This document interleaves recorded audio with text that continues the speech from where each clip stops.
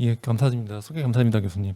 예, 제 울산대병원 진단검사의과 박상혁입니다. 예, 제가 오늘 말씀드릴 주제는 HLTN 내용인데 굉장히 많이 다뤄진 주제입니다. 그래서 제가 이번에 좀 정리를 하면서 공부를 하면서 진단법이 좀 여러 개가 있어서 제가 생각했던 것만큼 좀 협소한 진단이 아니고 진단법이 좀 최근에 좀 나온 것도 몇 개 좀 있더라고요. 그래서 그런 것들 위주로 소개를 좀 드리고, 그 다음에 테라피틱 챌린지, 그러니까 치료를 할 때 고려해야 될 상황, 어떤 것들을 좀 고려해야 되는지에 대해서 간략하게 리뷰 형식으로 발표를 하도록 하겠습니다.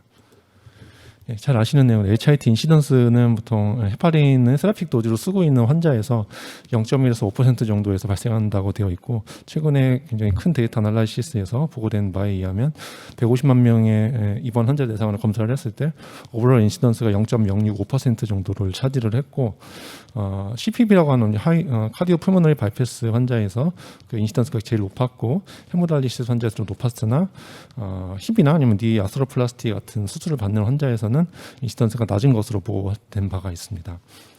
그리고 코크란 리뷰에서도 HRT 인시던스를 로우 몰레큘러 헤파린 쓰는 경우는 굉장히 낮은 것으로 보고를 했고, 언프랙셔네이트 헤파린 쓰는 경우에는 인시던스가 상당히 높은 것으로 보고를 했습니다.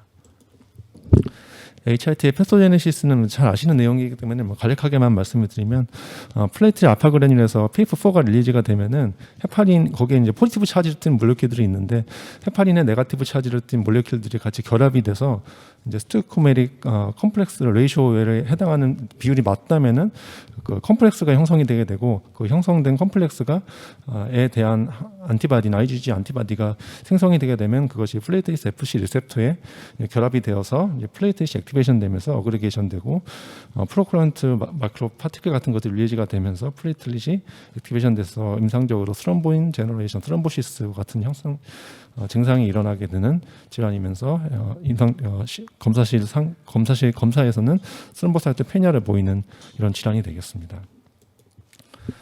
그래서 말씀드린 이 PF4라고 하는 게 이제 카타요닉 그 양이온으로 구성되어 있는 프로테인인데, 이게 이제 플레이트 알파 그래뉼에 보통 저장이 되어 있다가 플레이트 액티베이션 되면 이제 릴리즈가 되게 되고요.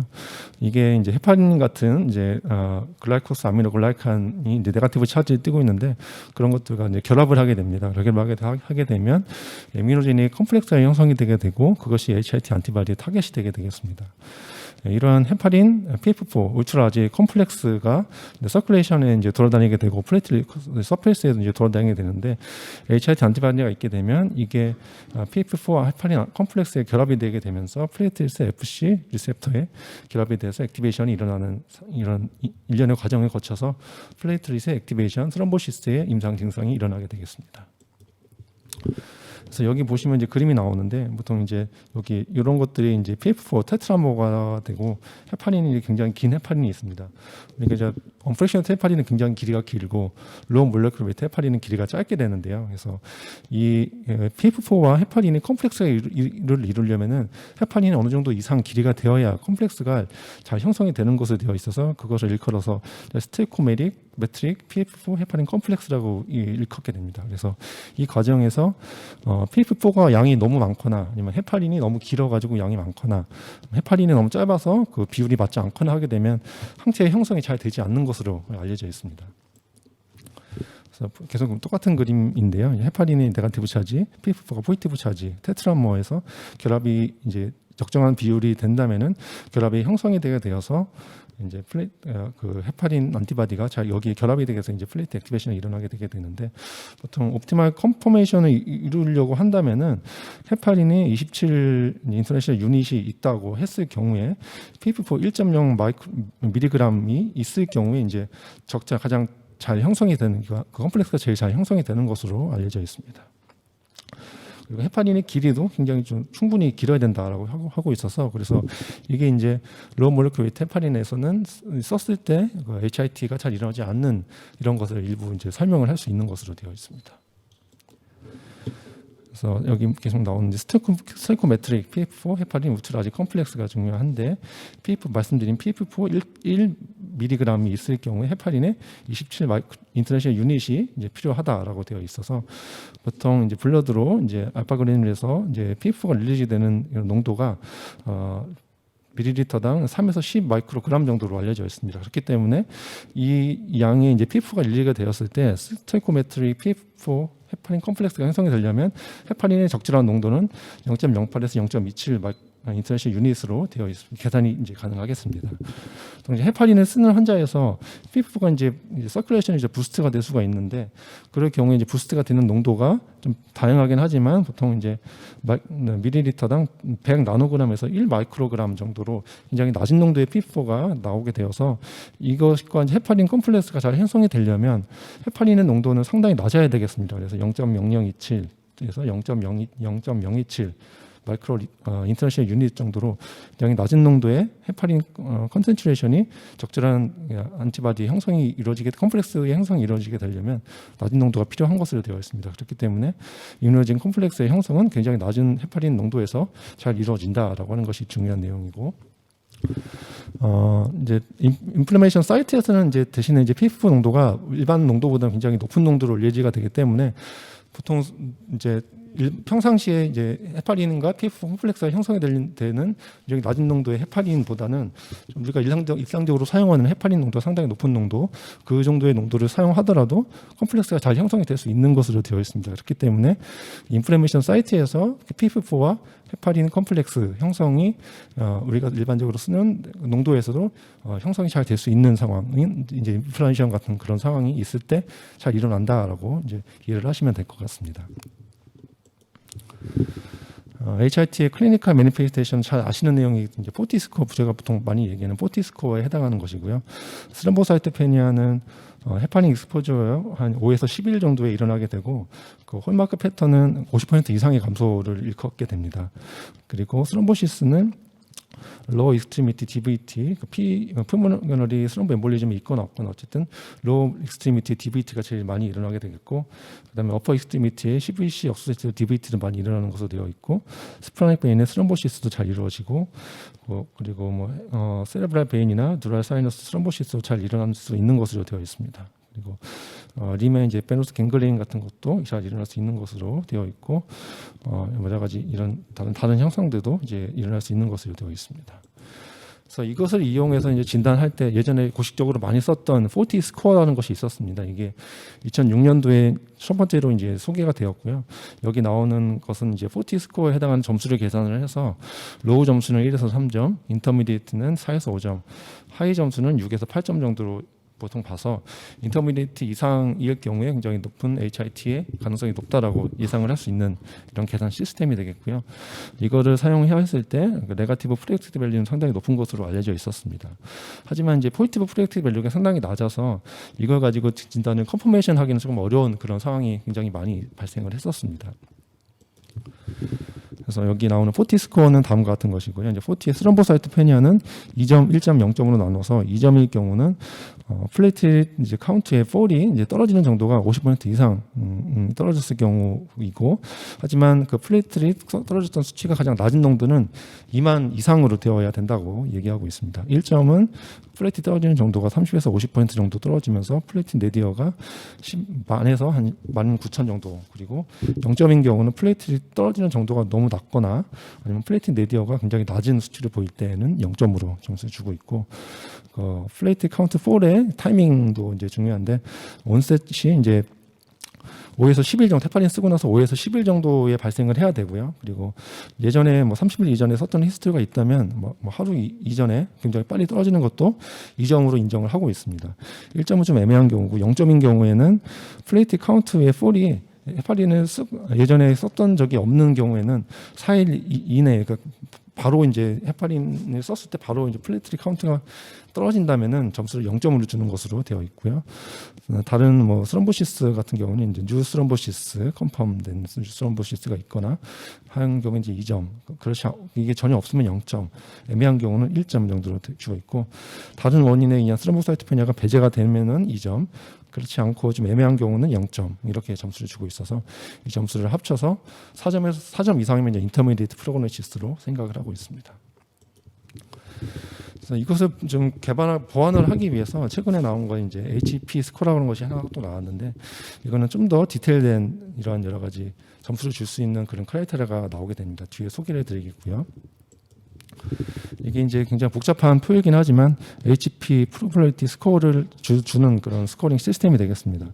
비슷한데요. 여기 플레이트리 떨어지는 매그니티드 정도가 50% 이상 떨어지면 점수가 높은 점수를 주게 되어 있고, 플레이트에 떨어지는 정도가 어떻게 얼마 헤파린 익스포즈 되고 얼마나 지나서 떨어지느냐를 봤을 때 5에서 10일 이내 정도에서 떨어지는 것이 가장 점수가 높은 3점을 주는 것으로 되어 있고요.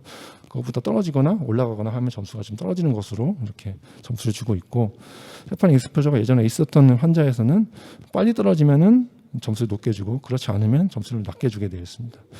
플레이트에 떨어지는 정도가 내리어 상태도 2만 이상으로 좀 높은 정도를 보이게 되면은 2점을 주게 되어 있고, 너무 많이 떨어지면은 마이너스 2점으로 점수가 떨어지는 것으로 되어 있고, 스럼보시스는 이제 다음과 같은 스럼보시스가 있을 때 점수를 주는 것으로 되어 있고, 다른 원인에 의한 스럼보사이토페니아가 배제가 된다면은 점수를 굉장히 높은 것으로 주고, 그렇지 않으면 다른 원인에 의한 스럼보사이토페니아가 있는 경우에는 점수를 이제 깎는 것으로 되어 있습니다. 이것을 이제 비교를 해봤습니다. 이제 HP 스코어랑 포티 스코어랑 비교를 해봤더니, 우리가 일반적으로 검사를 하는 HIT의 안티바디의 엘라이자의 OD 값을 가지고 이제 봤을 때, 포티 스코어는 그 점수 OD 값이 높은 값을 보일수록 점수가 비례를 하는 그런 경향을 잘 보이지 않았던 반면에, HP 스코어는 비례가 잘 되는 것을 확인할 수가 있었고, ROC 아날라이시스 통해서 봤을 때 그 AUC 값이 좀 더 높은 것을 확인할 수가 있었고, 그리고 제가 이제 컨펌하기 위해서 이제 펑셔널 스터디로 이제 세로토닌 릴리즈 어세이라고 하는 것을 하게 되는데, 그 점수를 가지고 비교를 해봤을 때 포티 스코어랑 HP 스코어를 비교를 했을 때, 포티 스코어는 SR이 네거티브와 포지티브 환자의 점수가 큰 차이가 없었던 반면에 그 통계적인 유의함도 없었고, 반면에 HP 스코어 같은 경우에는 SR이 포지티브 환자에서 그 스코어가 좀 더 높은 2점 이상을 보통 많이 보이는 것으로 이렇게 보고를 해서 구분이 포티 스코어보다는 좀 더 잘 되는 것으로 보고를 한 바가 있습니다. 그리고 여러 가지 이제 ROC 아날라이시스를 통해서 봤을 때도 HP 스코어가 컷오프 밸류를 2점으로 했을 때 포티 스코어의 4점과 비교를 했을 때 센시티비티는 별 차이가 없지만 스페시피시티가 좀 더 높은 것으로 보고를 한 바가 있고, 5점은 컴퍼메터리로 이제 해서 이제 비교를 해 보았을 때도 포티 스코어보다는 HP 스코어가 점수가 센시티비티, 스페시피시티 모두 다 좀 더 우세한 것으로 이제 보고를 한 바가 있습니다. 그래서 이게 이제 예전에 나왔던 이제 두 가지 시스템이었습니다. 포티 스코어, HP 스코어 두 가지가 있었는데, 논문을 찾아보니까 또 이런 것도 하나 있어서 이런 간략하게 소개를 좀 드려보려고 합니다. 그래서 카디오포머너리 바이패스를 가지고 있는 환자에서 이제 HIT를 어떻게 이제 임상적으로 의심할 수가 있겠느냐를 봤을 때, 2004년도에 이런 이제 로에시라고 하는 이런 교수님이 검사를 해봤더니 두 가지의 이제 패턴을 보이는 것으로 이제 분석을 해봤습니다. 그래서 두 가지 패턴은, 첫 번째 패턴은 CBP를 하기 전에 한 4일 정도, 4일 이상 이제 플레이트 카운트가 많이 떨어져 있는 상태에서 CPB를 이제 시행을 했고, 그 경우 그 이후에 한 5일 이내로 플레이트 카운트가 약간 회복돼서 이렇게 떨어지다가 다시 올라가는 경우가 상당히 많았다고 합니다. 그리고 그 이후에 다시 떨어지는 정도가 그 가장 높은 밸류에 비해서 50% 이상 떨어지는 것을 확인할 수 있어서, 그럼 이렇게 되면 이제 HIT를 의심할 수가 있겠죠. 그래서 여기서 검사를 해봤더니 HIT 안티바디가 나왔더라라고 하는 것이 이제 분석을 한 바가 있었고, 또 다른 패턴은 떨어지는 건 똑같은데 올라가는 정도가, 이거는 한 4일 이상 이렇게 올라가지만 5일 이내로 이렇게 올라가지만 거의 올라가지 않고 다시 떨어지는 이런 경우를 보이는 두 가지 패턴을 보여서, 이 경우에도 검사했더니 양성이 나왔다고 합니다. 그래서 두 가지 패턴이 어떻게 잘 분포를 하는지 봤더니 이 패턴보다는 위의 패턴이 훨씬 더 많았다라고 하는 것을 보고를 해서, 이 패턴을 이용해서 스코링 시스템을 개발을 했는데, 그래서 패턴 A, 아까 보였던 그 바이페이직 패턴을 보이는 경우가 스코링 2점, 그렇지 않은 경우는 스코링 1점, 인덱스 데이트에서 CPD 바이 타임을 봤을 때 그러니까 시간이 좀 오래 걸리는 5일 이내 이상 걸렸을 경우를 2점, 매우 짧았을 경우는 0점, CPB의 듀레이션을, 그러니까 수술을 했을 때 수술 시간이 짧으면 1점, 길면은 0점 이렇게 줘서 이 스코링 시스템을 가지고 봤을 때 2점 이상이 나왔을 때를 하이 프로버빌리티, 2점 이하가 나왔을 경우에를 로우 프로버빌리티를 했을 때 그 포지티브 프리딕티브 밸류가 62%, 네거티브 프리딕티브 밸류가 97%를 보였다라고 하였습니다. 그래서 5점 이상으로 좀 더 엄격하게 HIT를 보고를 진단을 한다라고 하는 경우, 특히 이제 그런 5점이라고 하면 A 패턴을 보이고 5일 이내에 5일 이상 걸려서 이제 떨어지고 수술 시간도 짧은 경우로 임약하게 되겠는데 5점을 보였을 경우에는 다이그노스틱 스페시피시티가 95%였다라고 보고를 한 바가 있어서 이런 스코링 시스템도 있다는 것을 일단 소개를 좀 드리고자 합니다. 그다음에 이제 HRC 진단에 대해서 말씀을 드리면 저희가 보통 이제 40HP 스코어를 많이 썼었습니다. 그래서 이건 이제 써서 이제 의심이 되면 이제 랩 테스트를 시행을 하게 되는데 그 랩 테스트는 두 가지 검사 방법이 있습니다. 이뮤노세이가 있고 펑셔널 어세이가 있는데 펑셔널 어세이는 이제 세로토닌 릴리지 어세이는 거의 사용이 불가능하고요. 왜냐하면 방사성 동위원소를 사용하게 되기 때문에 사용할 수 없고 HIPA라고 하는 헤파린 인듀스드 플레이트릿 액티베이션, 어그리게이션 검사를 통해서 펑셔널 어세이를 일부 시행을 할 수도 있다고 되어 있습니다. 일단 이뮤노세이가 퍼스트 스텝이고요. 그래서 이거를 스크리닝 검사를 사용을 하고 그 다음에 진단을 위해서 펑셔널 스테드를 시행을 하는 것으로 되어 있습니다. 많이 이제 소개되었던 이런 검사이기 때문에 간략하게만 말씀드리면 이뮤노세이는 헤파린 PF4 컴플렉스에 대한 안티바디를 디텍션하는 것이고 엘라지 검사를 사용할 수도 있고 다른 이런 여러 가지 검사 방법으로도 사용이 가능하고 굉장히 장점은 굉장히 하이리 센시티브한 것이 장점이 되겠습니다. 반대로 이제 스페시피티는 좀 낮은 것이 단점이 되겠고요. 그래서 스페시티가 다시 낮은 것을 이제 말씀을 드렸고 네가티브 프렉티빌리티가 굉장히 높기 때문에 네가티브 검사 결과는 룰아웃이 가능하게 됩니다. 포지티브 검사는 이제 컨펌만이 필요하게 되겠고요. 그래서 그렇기 때문에 이뮤노세이가 양성이라면 펑셔널 스터디에 퍼더 테스팅이 좀 더 필요하다라고 이제 얘기를 하고 있습니다. SRE 세로토닌 릴리지 어세이는 이게 실제적으로 이제 이런 여러 가지 내용이 있지만 굉장히 높은 현재까지 이제 골드 스탠다드라고 얘기를 하고는 있습니다. 이제 일반 진단 검사 약과에서는 이 검사가 라디오 아이소토프를 사용해야 되기 때문에 검사가 어렵고 시간도 오래 걸리고 테크니컬이 굉장히 좀 어려운 검사이기 때문에 실제로 시행하기는 좀 굉장히 어렵습니다. 그다음에 이것보다는 이제 HIPA, 헤파린 인듀스드 플레이트 어그리게이션 테스트가 SRA보다는 좀 더 검사가 가능하겠습니다. 저희 임상 검사에서는 검사가 가능할 것인데 여기에 이제 이 검사법은 해시 도너에서 어시드 플레이트릿을 좀 많이 얻어가지고 보통 4명 이상의 도너에서 얻어서 그 플레이트릿과 환자의 혈청에 반응을 시켜서 플레이트 액티베이션이 되는지를 어그리게이션이 되는지를 이제 검사를 하는 방법이고요. 검사는 이제 어그리고메트리 같은 것을 사용해서 검사를 하게 되겠습니다. 굉장히 시간이 오래 걸리고 하나의 중요한 문제점은 굉장히 반응성이 좋은 환자의 도너 플레이트릿을 얻기가 굉장히 어렵다는 것이 하나의 좀 챌린징이 될 수가 있습니다. 이거를 같이 협치게 되면은 이제 어떻게 진단을 해야 되는 그런 알고리즘이 나오게 되는데 뒤에 설명해 드리도록 하겠습니다. 표를 보시면 되는데요. 이 표를 보시면 HRT가 의심이 되면은 일단 40 스코어나 HPC 스코어 같은 계산을 해서 점수가 낮으면은 추가적인 검사는 필요가 없고요. 기존에 사용했던 헤파린이나 로몰레큘러 헤파린을 계속 사용할 수가 있습니다. 점수가 인터미디에이트나 하이 이상으로 나오게 되면은 일단 제일 중요한 거는 헤파린을 모두 끊는 것입니다. 이게 제일 중요하고요. 끊고 다른 보조적인 안티코글레이션을 바로 시행을 하고 와파린을 환자가 사용하고 있었다면 와파린을 끊고 비타민 K로 리버설을 하는 것으로 되어 있고 이것을 하면서 다른 이뮤노세이를 시행을 해서 양성이면 펑셔널 어세이를 시행해서 양성이 나와야 컨펌이 되고요. 음성이면은 언라이클리를 사용해서 이제 더 이상 추가적인 검사는 필요 없는 것으로 이제 이해를 하시면 될 것 같습니다. 여기까지 이제 진단에 대해서 말씀드렸고 이제 매니지먼트에 대해서 말씀을 드리면 제일 중요한 거는 의심이 되면 일단 헤파린에 관련된 모든 것을 다 끊는 것이 되겠습니다. 여기에는 언프렉시네이트 헤파린, 로우 몰레큘러 헤파린 모두 다 포함이 되고 헤파린 플러싱이라든지 헤파린 코티드 라인, 인퓨전 같은 걸 모두 포함하게 되겠습니다. HRT의 가능성이 굉장히 높은 상태에서는 굉장히 스럼보틱하기 때문에 다른 방법에 의한 안티코글레이션을 바로 반드시 시행하는 것이 굉장히 중요한 것으로 되어 있고 모든 HRT 가이드라인은 헤파린을 끊고 다른 것을 사용하는 것을 다 추천하고 있기 때문에 하지만 이제 다른 이제 안티코글레이션의 방법은 여러 가지 논문이나 가이드라인에 따라서 굉장히 다양한 것으로 되어 있습니다. 헤파린 끊고 다른 거 반드시 시행하고 비타민 K 이 안타고니스트를 트랜지션이 필요한 것으로 되어 있고 다른 이제 안티코글레이션 같은 경우는 DTI라든지 다이렉트 팩터 10A 이니비터, 펀다파이너스 같은 것이 모두 다 포함이 되겠습니다.